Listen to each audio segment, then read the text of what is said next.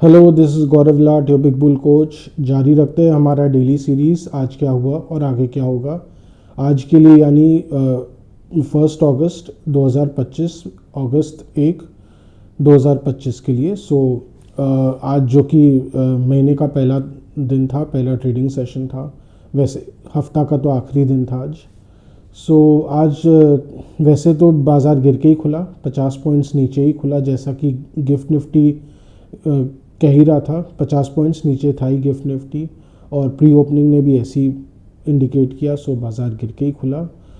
Nifty की बात की जाए तो वैसे गिर के ही बंद हुआ। 203 पॉइंट्स गिरकर निफ्टी जो है वो 24,565 पर बंद हुआ। और बैंक निफ्टी की बात की जाए तो 344 पॉइंट्स गिरकर 55,617 पर बंद हुआ। यह 618 कह लीजिए, टू बी मोर प्रिसाइज।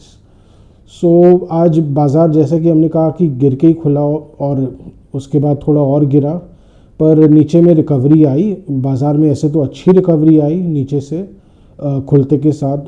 तो कहीं ना कहीं थोड़ी बहुत लिवाली आई, DIIs का भी इंटरवेंशन आया होगा कि थोड़ा बाज़ार को ठीक किया जाए। वैसे मूड तो ख़राब था ही बाज़ार का, बिकॉज ऑफ ट्रेड वॉर, और ये जो ट्रम्प बाबू का दिन भर भारत पे तो गुस्सा उमड़ ही रहा है।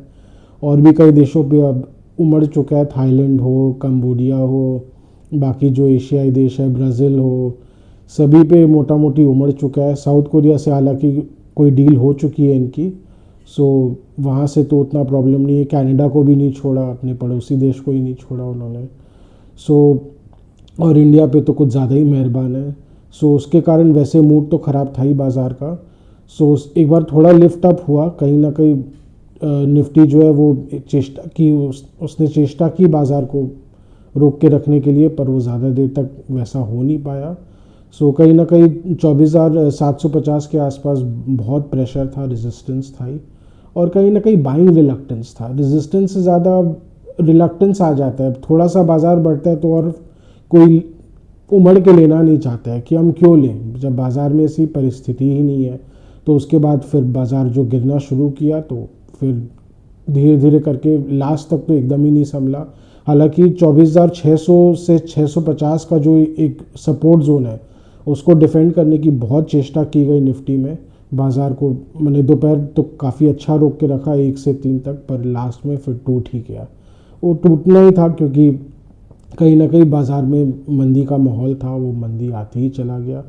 जो हैवी वेट्स थे वो प्रेशर में थे, बैंक्स भी प्रेशर में थे, तो बाज़ार को टूटना ही था।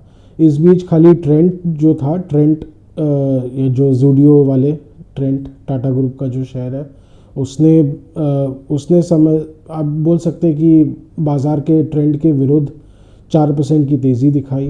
That was the only stock which decently buck the trend. और उसके अलावा ITC थोड़ा तेज़ था, नेस्ले में थोड़ी तेज़ी थी। ITC के रिज़ल्ट्स ड्यू थे, तो शायद कहीं ना कहीं प्री रिज़ल्ट्स थोड़ी तेज़ी थी, और रिज़ल्ट्स वैसे ठीक ठाक आए हैं। जो पहली तिमाही के ITC के नतीजे हैं वो एकदम इन लाइन विद एक्सपेक्टेशन। जो है उनका शुद्ध मुनाफा है, नेट प्रॉफिट, वो 4,912 करोड़ आया है। कहीं ना कहीं एक्सपेक्टेशन के आसपास ही था। 4,917 करोड़ का एक्सपेक्टेशन था। हालांकि मार्जिन्स थोड़े गिरे हैं इनके, ग्रॉस मार्जिन्स, पर ठीक है। ऐसे विषम परिस्थितियों में जितने भी कंपनीज़ हैं वो अच्छे रिजल्ट्स दे रहे हैं, तो मार्केट के लिए फंडामेंटली अच्छा है। पर अभी गिवन दैट इतना जो ग्लोबल अनसर्टेनिटीज़ चल रही है, ग्लोबल अप सेल ऑफ शुरू हो गया है। डाउ फ्यूचर्स भी, उसके अलावा दोपहर होते होते डाउ फ्यूचर्स में भी अच्छी खासी मंदी देखी गई थी। कहीं ना कहीं वो भी एक मेजर ट्रिगर था, जो इंडियन मार्केट भी उसके कारण संभल नहीं पाया। डाउ फ्यूचर्स 300 अंक नीचे गिर गया था। इनफैक्ट 1 से 2 बजे के पास आते आते इंडिया टाइम तो डाउ फ्यूचर्स भी बहुत ज़ोर से गिरा। क्यों ज़ोर से गिरा? क्योंकि यूरोपियन मार्केट्स में बहुत ज़बरदस्त मंदी देखी गई। यूरोपियन लीडर्स बहुत ही नाराज़ है। जो EU ने जो ट्रेड डील किया है, उससे बाकी जो देश हैं वो खफा दिख रहे हैं। इटली हो, फ्रांस हो, जर्मनी भी थोड़े हताश है। और ख़ास करके फ्रांस, इटली और स्पेन ने तो एकदम सिरे से बोल दिया कि ये तो डील एकदम कॉम्प्रोमाइज़ ही था। कहीं ना कहीं उसके कारण भी यूरोपियन मार्केट्स, इनफैक्ट डैक्स जो है वो लगभग 3% नीचे है। यूरोपियन मार्केट्स का तो बहुत बुरा हाल है। तो उसके कारण US मार्केट्स में भी डाउन देख लीजिए। आज इंडिया टाइम में रात को तो 600 पॉइंट्स नीचे है डाउ जोन्स।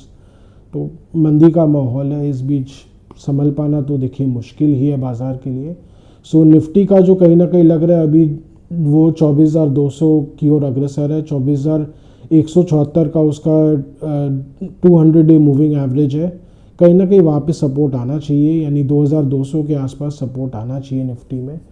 और जो DIs उसको डिफेंड करने की पूरी कोशिश करेंगे, लेकिन अब देखते हैं कितना डिफेंड कर पाएंगे, क्योंकि FI सेलिंग तो जारी है, सप्लाई है मार्केट में, सप्लाई प्रेशर है और सेंटिमेंट ख़राब है, तो उसमें कितना संभल पाएगा लेट्स सी। जहाँ तक 50% से ज़्यादा चांस है कि एक बार तो टूटेगा, क्योंकि एक और करेक्शन का एक फेज़ है, तो करेक्शन तो आना है। करेक्शन आएगा तभी तो बाज़ार फिर से उठेगा, फिर नीचे लेवाली आएगी, अपॉर्चुनिटीज़ आएंगे।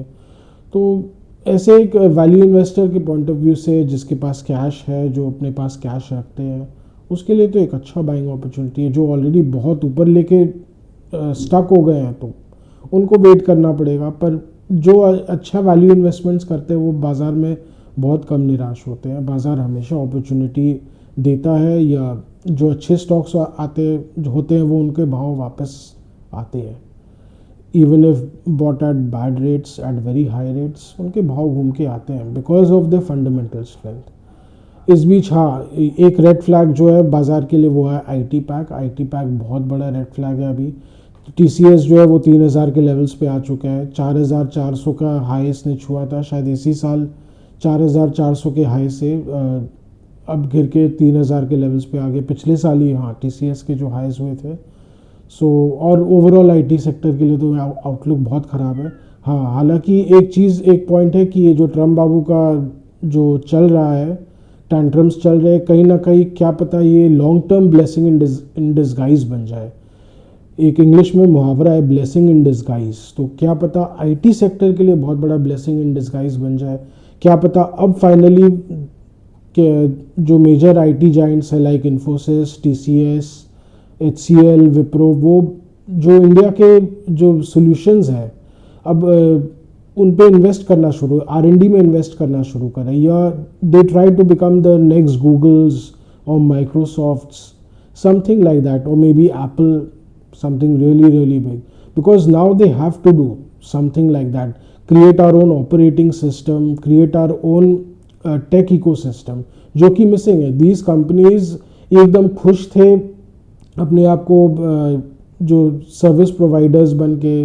बेसिकली क्या था, इनका आर्बिट्राज का ही काम है। They still do arbitrage business, coding का जो आर्बिट्राज करते हैं। जो वेस्टर्न जाइंट्स है वो अगर अपने ही बंदों से अगर कोडिंग कराए तो बहुत महंगा पड़ता है, 1-2 लाख डॉलर साल के देने पड़ते हैं कोडर्स को। वही जो इंडियन IT जाइंट्स है वो यहाँ वालों बंदों को करीब 10 लाख रुपए, यानी not barely $10,000 to $15,000 at 1/10 of the cost में वही काम कराते हैं। So basically Indian IT firms जो है वो आर्बिट्राज करते हैं, पर वो अब ट्रम्प बाबू के कारण अब वो कितना दिन अब ये टिकेगा बोलना बहुत मुश्किल है। सो कहीं ना कहीं हर चीज़ की अंत होती है। So may be Indian IT giants will have to pivot, and let's hope they do the pivot when it is really required. So आज का डेली वीलॉग यहीं तक रखते हैं। आशा करें कि आपको हमारी वीलॉग्स अच्छी लगे। एनी सजेशंस और any comments to write to us और comment on our videos, or any stock specific views or queries required by you, please do comment. We are always ready to share our own views and or help you in any way possible. और उसके अलावा do like, share and subscribe to our channel. Thank you.